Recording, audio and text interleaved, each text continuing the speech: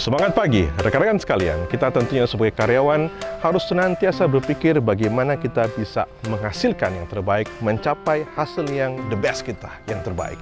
Nah, untuk tentunya memberikan pekerjaan yang berkualitas, juga tentunya bisa menghasilkan hal yang lebih besar bagi perusahaan. Nah, salah satu contoh yang bisa kita implementasikan adalah mengenai cost saving. Yang ini tentunya merupakan bagian dari nilai kita atau values kita. Berikut ini, mari kita saksikan cost saving yang dilakukan oleh tim Dewatering.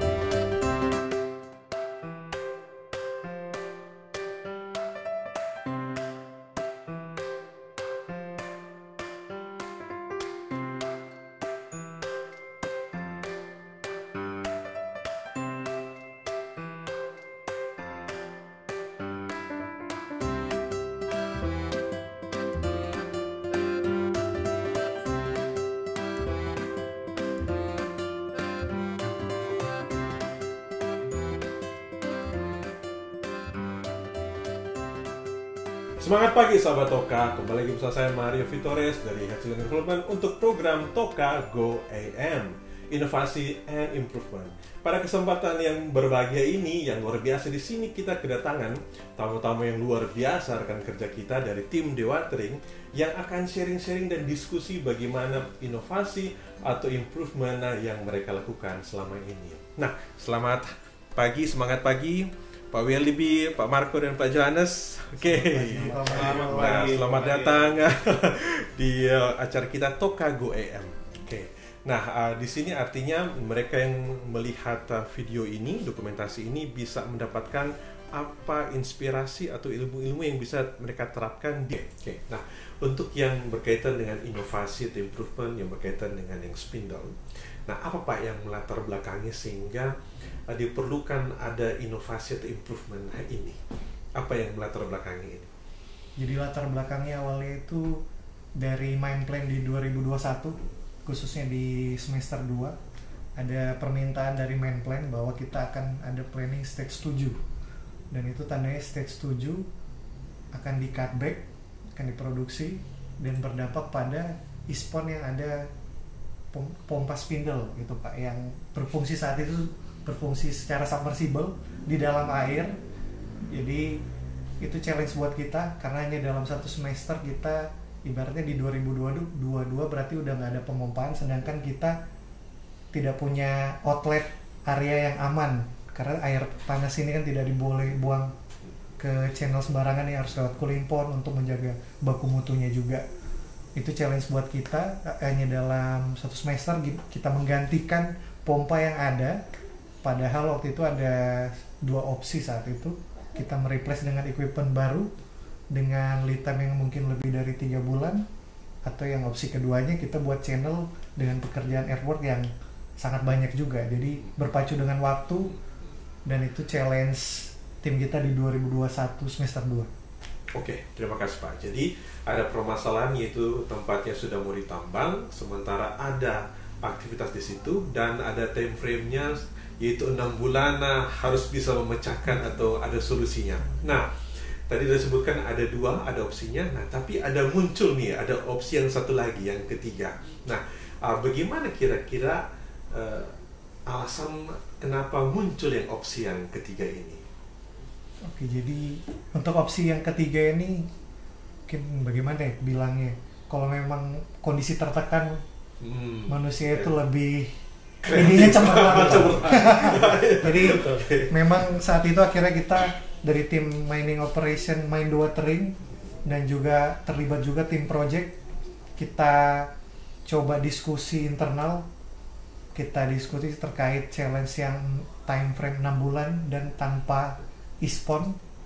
Jadi kita meeting bersama itu Pak, komunikasi yang pasti gimana nih cara kita bisa terus melakukan pemompaan dengan menjaga level air juga di bawah, kita bisa booster ke atas di ispon, tapi pompa submersible itu tidak ada di dalam air.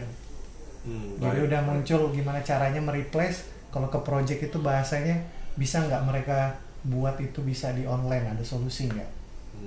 Dan syukurnya tim project juga bisa mendeliver hasil ya Pak Wilby ya. Saat itu yang awalnya hanya sebatas ide Pak. aplikasi ini saya yakin juga nggak banyak pompa vertical turbine submersible yang di online ya Pak ya. Cuma itu solusi, menurut kita solusi dengan time frame yang singkat adalah solusi yang terbaik waktu itu. Spindle online with platform support ya. Oke. Berapa sih Pak, ataukah ada biaya yang muncul dengan inovasi ini? Biaya apa saja kira-kira komponennya, kemudian apa yang memang harus dibangunkah atau dibelinkah? Karena nanti kita compare dengan alternatif yang lain. Nah, kira-kira dari segi cost, bagaimana untuk penerapan inovasi ini? Ya, mungkin kalau dari cost, perbandingan saya tetap kayak seperti yang tadi, bahwa kita harus mengganti equipment karena memang idealnya pompa submersible ini selalu di air Pak. Gitu. Jadi memang head to headnya harus dengan pompa yang harus kita operasikan di darat, karena pilihannya kita harus install di darat kan pada saat itu.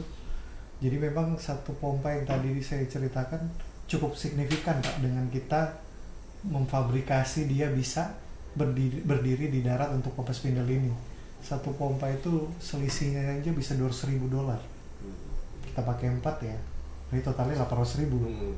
Itu untuk pompanya saja? Ya, itu kalau dilihat sudah terpotong dengan kalau misalnya kita let's say 1 million, 200.000-nya untuk konstruksi fabrikasi.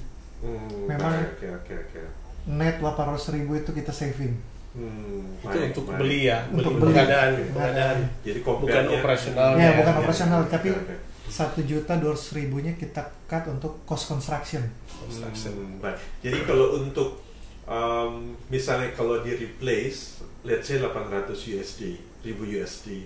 Nah, untuk spindle ini sendiri berapa kira-kira cost yang dikeluarkan untuk itu? Kalau dari spindle tadi yang saya bilang Pak Mario, bahwa estimasi kita tank you memang udah ada existing ya Pak Wilby ya. Memang ada 4 tank existing yang udah ada. Jadi saya banyak faktor lebih ke mungkin manpower dan tambahan material Pak. Jadi untuk 4 ini estimate di sekitar 200.000. Oke. 200.000 versus 800. Oke. Berarti ada 600 kotor lah hitungannya. 600.000 USD yang dihemat dengan inovasi ini. Oke. Nah, tentu ini menjadi bahan pelajaran bagi kita semua sahabat Toka, dan tentunya dengan mungkin teman-teman yang di luar sana. Karena pertama ini belum pernah didengar di tempat lain, Kemudian ini semua inovasi didukung oleh expertise dan pengalaman dari tim dari dewatering di Tokatindung ini.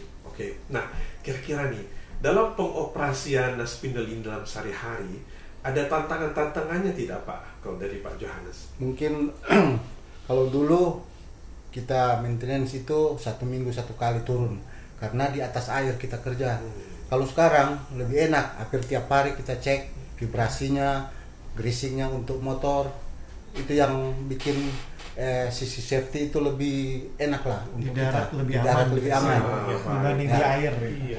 Di air berarti kita harus lewat apa? Floating akses dulu. Ada prosedur yang lebih kompleks Pak, kalau memang di SAM atau di air dibanding kalau online. Ya. Saja orang mungkin tergelincir, jatuh, atau jangan-jangan spindlenya yang rubuh atau tenggelam. Baik. Berarti dengan ini pun ada saving cost-nya dari segi biaya, tapi juga sebenarnya yang tidak bisa kita hitung dengan uang adalah safety-nya, Pak ya. Betul sekali. Gimana dengan cara Bapak untuk membangun trust Pak antara Bapak dengan tim? Dengan tim, kita selalu mengingatkan masalah safety. Sebelum kita melakukan, lihat dulu apa masalah di lapangan, dan juga apakah dia tidurnya kurang. Itu salah satu juga mempengaruhi pekerjaan sebentar. Mungkin di poin menyangkut cost tadi Pak Marmo ya. Tadi kan cost untuk investasi ya, kalau misalnya orang beli pompa baru kah, atau sewa pompa, rental pompa, atau bikin channel. Tetapi itu pada saat kita investasi kita bisa saving sekian banyak tadi, yang sekitar 600 ya.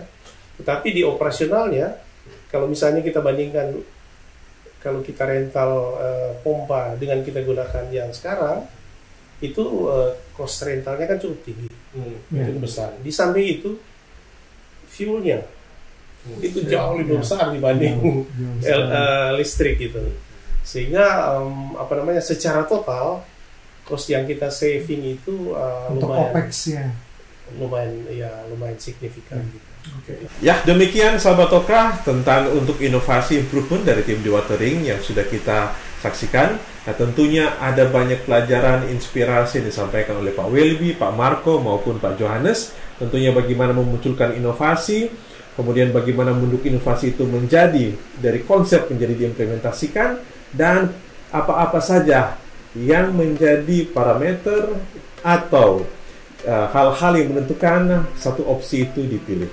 Dan dengan demikian berakhir untuk sesi Toka Go AM kita pada kesempatan kali ini. Terima kasih Pak.